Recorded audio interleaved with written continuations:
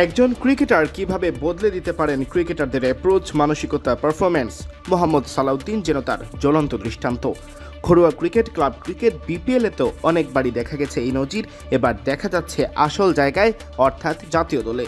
আর সালাউদ্দিন দলের সাথে আছেন বলেই ব্যাট হাতে যেন নিজের রান খরা নিয়ে চিন্তিত নন লিটন দাস। লিটনের নেতৃত্বেই ওয়েস্ট ইন্ডিজকে টাইগাররা টি-20 সিরিজ হারালেও তার ব্যাটের রানের দেখা মিলছে কম, যা উদ্রেক করছে দুশ্চিন্তার। তবে লিটন দ্রুতই রানে ফিরতে আশাবাদী, কারণ এ নিয়ে কাজ করছেন সালাউদ্দিনের সাথে। আমি চেষ্টা করতেছি, যেহেতু তিনও ফরম্যাট খেলছি, লাগাতার একটু খারাপ চলে গেছে, বাট আমি চেষ্টা করতেছি, যেহেতু সালাউদ্দিন স্যারের সাথে কাজ করতেছি।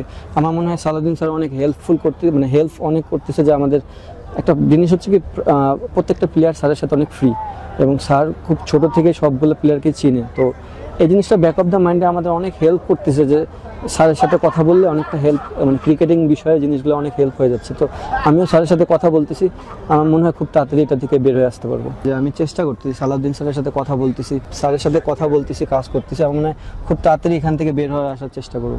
দেশি কোচ নিয়োগের দাবিটা ছিল দীর্ঘদিনের, অবশেষে সেই দাবি পূরণ হয় সালাউদ্দিনের মাধ্যমেই। কোচিং প্যানেলে জায়গা পান সিনিয়র সহকারী কোচ হিসেবে, দেখভাল করছেন দলের ব্যাটিং ইউনিটকেও। তার ছোঁয়া কিভাবে স্বস্তি দিচ্ছে শিষ্যদের, তা স্পষ্ট করে খোলাসা করলেন লিটন।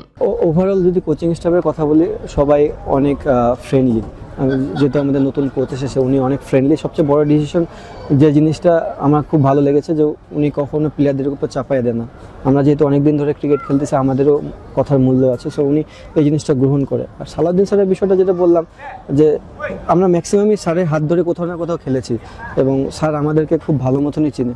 তো আমার মনে হয় কনভারসেশনগুলো খুব ভালো হচ্ছে ড্রেসিং রুমে, এবং স্যার খুবই ফ্রেন্ডলি একটা মানুষ, যার সাথে আপনি সব ধরনের কথা বলতে পারবেন। তো কেউ যদি আন্ডার প্রেশারও থাকে কখনো, সে এখান থেকে বের হয়ে আসতে পারে। সালাউদ্দিনের অধীনেতাই দিন বদলের শুরু উঠেছে, ক্যাপ্টেন লিটনতা স্বীকার করলেন।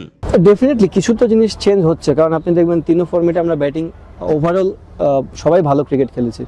তো আমার মনে হয় স্যারের যে বার্তাগুলা, স্যারের যে ফ্রি কথাবার্তাগুলা, এবং আমি একটা জিনিস বারবার করে বলতেছি, স্যারকে কেউ না কেউ কোথাও না কোথাও পেয়েছে ডোমেস্টিকে। ইনফ্যাক্ট স্যারের যে একাডেমিতে অনেকজন প্র্যাকটিস করছে, সো স্যার ভালো জানে কে কী করতে পারে না পারে। তো স্যার মনে হয় গাইডলাইনটা খুব ভালো মতন দিচ্ছে, যে সব প্লেয়াররা এখন পারফর্ম করতেছে। আমার মনে হয় এটা একটা পজিটিভ সাইন, যে আমরা ফ্রিলি কথা বলতে পারতেছি, এবং স্যারও আমাদেরকে চিনে, আমাদের ভুলগুলো কোথায় হচ্ছে এই জিনিসটা ধরা দিতে পারতেছে।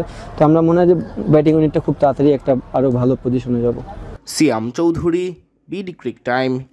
দেখেন, যখন আমরা টেস্ট সিরিজটা খেলা শুরু করলাম, আমরা যেহেতু মোটামুটি সবাই, আমি যেহেতু বা আমরা কয়েকটা প্লেয়ার আছে যারা টেস্ট থেকে আছে, সো আমরা টেস্ট ক্রিকেটও খুব ভালো ক্রিকেট খেলেছি এখানে। তারপর ওয়ান ডে ফরম্যাটেও আনফর্চুনেটলি আমরা জিততে পারিনি, বাট আপনি যদি দেখেন আমরা ওয়ান ডে ক্রিকেটটা খারাপ খেলিনি। তো ওই ধারাবাহিকতা একটা মাথায় ছিল, সবারই মাথায়, যে আমরা ভালো ক্রিকেট খেলতেছি বাট জয় পাচ্ছি না। আমার মনে হয় ওই বিশ্বাস তো সবার ভিতরেই ছিল।